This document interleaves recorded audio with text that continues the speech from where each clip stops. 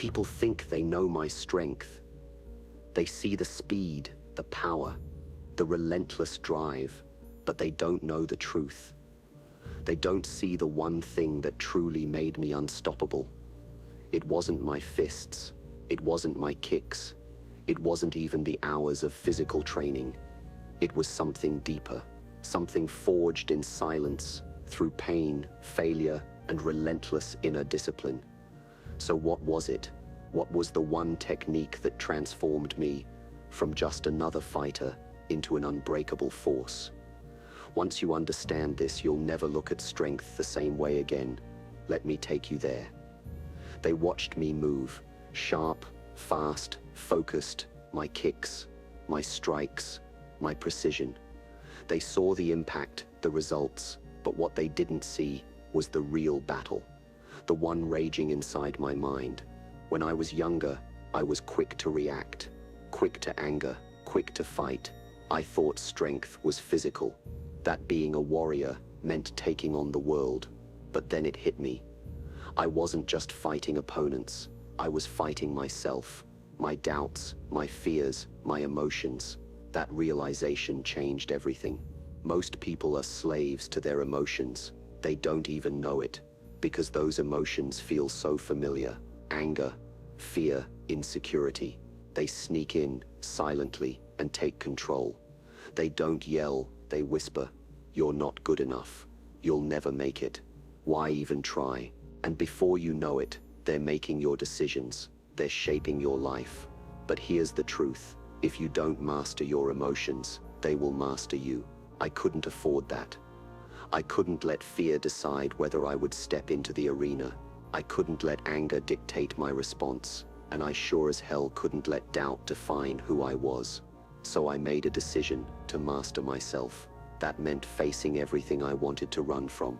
Fear, doubt, frustration. I stopped pretending, stopped pushing it down. I listened when fear whispered, "You can't." I noticed when doubt tried to break me. I felt the heat of anger rise when things didn't go my way. But this time, I didn't react blindly. I paused, I took a breath, and I chose how to respond. That's when everything changed. When fear tried to paralyze me, I moved anyway. Even if it was one small step. Even if I was trembling inside, when doubt crept in, I pushed forward with purpose. And when anger boiled over, I channeled it into focus. Mastering my emotions didn't just make me strong. It made me invincible. Because real power doesn't come from muscles or speed. It comes from within. So if you want to be unstoppable, don't just train your body, train your mind. Face your emotions and take control of your inner world. That's the true strength. That's the difference between being a fighter and becoming a legend. They told me to hide my weaknesses, to bury my fears, to silence the voice of doubt. Like these things were something to be ashamed of. But I chose a different path. Instead of running from my insecurities, I leaned into them. I stopped pretending I had it all together, and I started seeing every emotion, even the uncomfortable ones, as a doorway to growth. When doubt crept in, I didn't shove it away. I paused. I sat with it. I asked myself, why is this here? I used it like a mirror, not to criticize, but to understand. It showed me exactly where I needed to grow. When fear whispered, "You might fail," I didn't pretend not to hear it, but I didn't let it stop me either. I learned something powerful. Bravery isn't the absence of fear, it's action in spite of it. Strength isn't pretending to be unbreakable, it's becoming unshakable because of what you've been through. I didn't just act tough, I became resilient by walking through pain. I didn't just put on a brave face, I found real strength by facing my struggles with open eyes. Most people think showing weakness means you've lost, but that's a lie. True courage, it's staring your flaws in the face without flinching. It's saying, yes, I'm imperfect, yes, I've fallen, but I'm still here, I'm still growing. It's not about pretending you're perfect, it's about loving the journey of becoming something better. When I embraced my vulnerability, I unlocked a strength I didn't even know existed. I no longer needed to prove anything. I stopped hiding behind masks. I discovered power in being real. There's a quiet freedom that comes from saying, I am human. I get scared. I get hurt. But I will not be defined by it. When you own your story, the wins and the wounds, you stop fearing failure. You stop running from pain. And you start living with authenticity. This is what I want you to understand. Embrace every part of yourself. Don't just love your strengths. Accept your flaws. Don't just show off your wins. Reflect on your losses. Don't just put on a confident face. Let the world see your scars too, because that's where your real power lies. People aren't inspired by perfection. They're moved by your perseverance. They remember not how flawless you were, but how deeply human you allowed yourself to be. That is your legacy. Not being invincible, but being real, resilient, and unstoppable. That's what real strength is. Not just standing tall in the storm, but moving through it, letting it shape you, sharpen you, and still coming out the other side. Stronger, wiser, unbroken. When people saw me on screen, they saw the fighter. The man who moved like lightning, struck with precision, and shattered limits. They admired the discipline, the speed, the way I seemed to become one with the art itself. But what they didn't see were the battles behind the scenes. The years of inner conflict, the nights I sat alone, questioning who I really was, and the war, not with others, but with myself. I wasn't born a master. I didn't emerge with a clear philosophy or a unique style, like everyone else. I started by copying. I mimicked the greats. I followed every instruction, every rule, every tradition passed down for generations. I believed that was the only way to become great. And for a while, I was good. I trained harder than most. I executed flawlessly, but deep down, something felt off. I wasn't expressing myself. I was echoing others. I was like a perfect reflection, but not a light of my own. I was moving fast, but I wasn't moving forward. I was fighting, but not fighting as me. Then one day, it all changed. I was practicing a form I had drilled since childhood. My body flowed through it automatically, but my mind stopped. And I asked myself, why am I doing this? Is this truly my way, or just the way it's always been done? That question cracked everything open.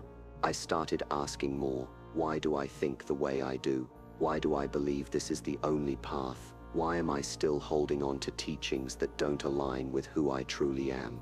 The truth hit me hard. I had become a prisoner of tradition. I was walking a path carved by others, not one I had chosen for myself. I was doing what was expected, not what was authentic to me. And I knew if I was ever going to reach my full potential, if I was ever going to truly evolve, I had to break free. Letting go of the familiar was terrifying. You question everything. You wonder, am I making a mistake? You hear the voices, teachers, mentors, even society, whispering, don't stray from the path, don't break the rules, stay in line. But here's the truth. Growth never comes from staying in line. It comes from stepping into the unknown, from letting go of who you were told to be and becoming who you really are. I couldn't truly find strength until I found peace within. For the longest time, my mind was a battlefield. Doubts, insecurities, unresolved anger. I wasn't just fighting opponents. I was at war with myself. No matter how powerful I looked on the outside, without inner peace, it was all just a performance. One day, I was training in the courtyard. Kicks, again and again. Faster, sharper, harder, but nothing felt right. My body was stiff. My movements forced, and inside, my mind was drowning in frustration. I stopped, dropped to the ground, breath heavy, muscles tense, and for a moment, I just sat. Around me, everything was still. The wind moved the leaves like a whisper. The sun warmed my skin. Nature wasn't rushing or trying, it just was. That's when it hit me. The trees weren't trying to stand tall, they just grew. The wind didn't force its path, it simply flowed. And I asked myself, why am I fighting so hard? Why am I at war with myself? It was a quiet revelation. Real strength isn't always about pushing harder. Sometimes It's about knowing when to be still, when to breathe, when to flow. I realized I had been resisting life, forcing every move, every outcome. But force without balance is chaos. So I began to shift. I trained for peace as seriously as I trained for power. Mornings started with meditation, clearing the noise before the world could add to it. Training became more than muscle and sweat. It became mindfulness. I stopped thinking only about force and started focusing on harmony. Because calmness sharpens precision, and peace, it amplifies your power. When frustration crept in, I didn't let it win. I noticed it, acknowledged it, then let it pass. When critics tried to shake me, I stayed rooted. Their words could only affect me if I gave them permission. That's when I discovered my true strength wasn't in my fists. It was in my focus, not in how loud I could be, but in how centered I could remain.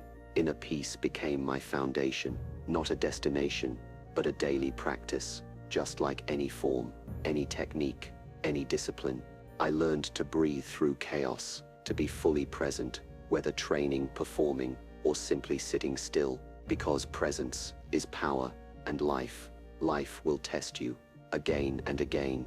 But when peace lives within you, no storm can knock you down, because you're not just grounded. You've become the storm's calm eye. I became my own coach, my own motivator, my own critic. I stopped waiting for someone else to validate my progress. I set my own standards, and I held myself accountable. Every single day, there were moments when loneliness crept in, whispering that I wasn't good enough, that I was wasting my time. But instead of running from those thoughts, I faced them. I asked, why do I feel this way? Where is this doubt coming from? And the truth hit me. The fear of being alone was rooted in the belief that I needed others to define my worth. That realization changed everything. I knew then it wasn't just my body that needed strength, it was my self-belief. And so slowly, being alone became my sanctuary. It was the space where I could think without distraction, plan without noise, and simply be myself. I didn't need anyone to understand me, because I understood me. I didn't fear judgment. I had already faced my own reflection. I didn't need praise, because I was proud of the quiet work I was doing. That mindset, it changed my life. I no longer craved the spotlight. I didn't need to be seen or heard to feel valuable. I became content in the background, quietly mastering my craft, silently building my strength. Because real power, it doesn't need to shout. It's built in silence, in solitude, in those raw, unfiltered moments when it's just you and your thoughts.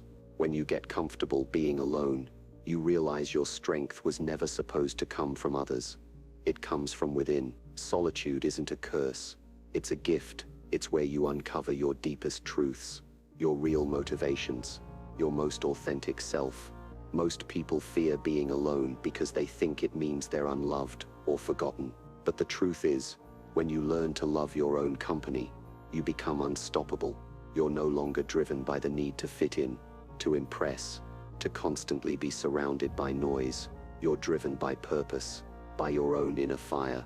And once you find that fire, no one can take it from you. The world will try to convince you that being alone is something to fear, but don't run from it. Embrace it. Let it shape you. Let it teach you. Let it build you. Because when you learn to stand strong on your own, you don't just survive. You rise.